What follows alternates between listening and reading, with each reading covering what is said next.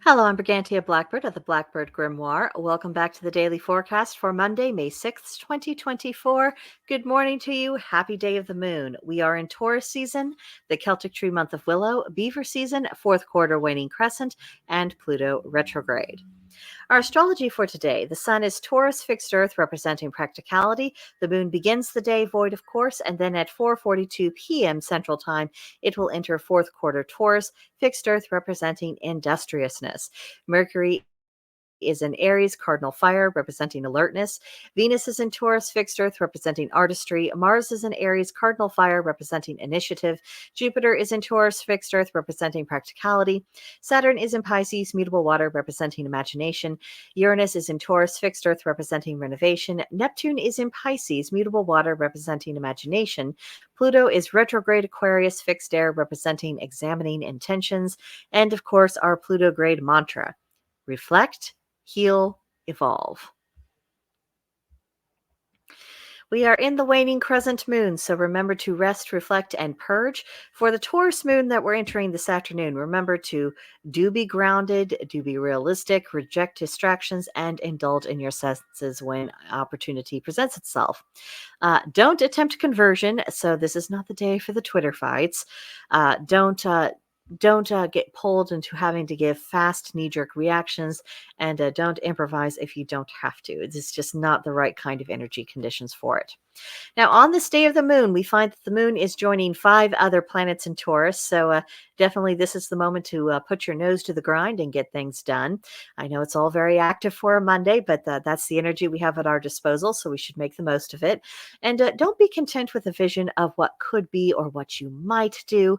Now is this moment to take active steps to actually bring it into being. Take that theoretical and turn it into the manifest. For our tarot today, we have the Eight of Swords. It is about being bound, feeling defenseless, helpless, being limited by the whims of others, and dealing with self-limitations. I would like today to focus a little bit on it representing self-limitations of us tying ourselves into knots or otherwise preventing ourselves from making progress in our lives, from healing, or from generally moving forward in life. A lot of times, when you think about, oh, what is keeping me down? What is really the problem here? Well, you look in the mirror and you have a few moments of honesty and you realize, oh, it's kind of me. I am playing a role in why things are not necessarily going well in my life or going the direction that I want. And of course, that isn't fun. I don't enjoy it. I am just as prone to finding myself in this situation as anybody else out there.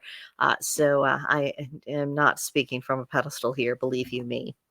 I'm constantly finding ways in which the problem really was my own self-limitations. And I think a lot of us have gotten in that trap. So learning to cut ourselves loose, gaining confidence from that process of letting go of the things that held us back and saying, this thing that was bothering me, maybe it's not that important thing, that thing that traumatized and hurt me. Well, it's not happening today. And maybe the best way of dealing with that is living beyond it and moving beyond it, gaining new life experiences, having new relationships and friendships with people, moving on, outliving it, replacing bad memories with new good ones, and playing an active role in saying, you know what, I'm not going to let this be the thing that destroys me, and going forward. And sometimes it takes so much more energy and effort and willpower to remain in misery than it does once you break free out of that pattern and then to pursue joy, things that really do produce meaningful joy in life. And of course, once you're free, you look back and wonder, well, why did I let myself get stuck there? Well, it's because you're human. We're imperfect. We do these things, but we have the ability to take hold of ourselves and saying, okay, I can stop. So if you are in that situation, consider this to be your little nudge from the universe saying, stop doing this to yourself. You can free yourself and you can get beyond where you are right now. So today's Celtic triad reads three things which a person will obtain from poverty: health, learning, and the protection of the mighty ones. So this might seem a little bit strange at first, but bear with me. Let's examine it. Limited resources do require sensible management, so it's important to choose options that actually build yourself up, and that includes building up your health. If you have really limited money for groceries, which unfortunately that is becoming more common for people, choosing the things that are healthy for you as opposed to the junk food, ultimately that will lead to a better outcome and improved health, even if you're not able to have as much fun with the menu as what you might have done in times past. Another thing is that necessity really is the mother of invention, and it's a prime motivation to take action. And of course, it opens us up to the idea of learning and gaining new skills and seeing what we can do with what we have moving forward. And then as time goes on, being able to build upon that success. And of course, the God knows what it takes for a poor person to maintain their devotions. And they see someone, if they are in difficult circumstances, but they're still giving their attention to the gods. They're not neglecting their spirituality. They're trying to take pagan principles and use them to benefit in their life. How could the gods not view that with favor? Of course they will. And of course they will, in some ways, ease our way. They're not going to take away all of our challenges. They're not going to shield us from every possible ill, but they are going to lend us a bit of their support and strength. And that can be a protection if we learn how to use that. Today's magical intention is inspiration. For that, we have the color ivory, the plant lily of the valley, the animal the butterfly, and the crystal selenite. Now, inspiration is a spark, but it's up to you to actually fan those flames once that spark takes place, and to do something with that fire. It's not to just I've been inspired, and that's all that was needed. No, that inspiration was step one. That was step one. Now it's what do you do with that, and are you maintaining that fire? Because if you do, that is the pathway to success. If you don't, well, that's a pathway to I had a great moment, but I didn't do anything with it. That doesn't amount to much, now does it? Much better to go through the effort and do the work to fan the flames once we do, and to make something out of that. For today's pagan practice, honor a goddess of creativity. And for this, I chose the goddess Brigid. She's been a lot more present in my life this year than she has in previous years.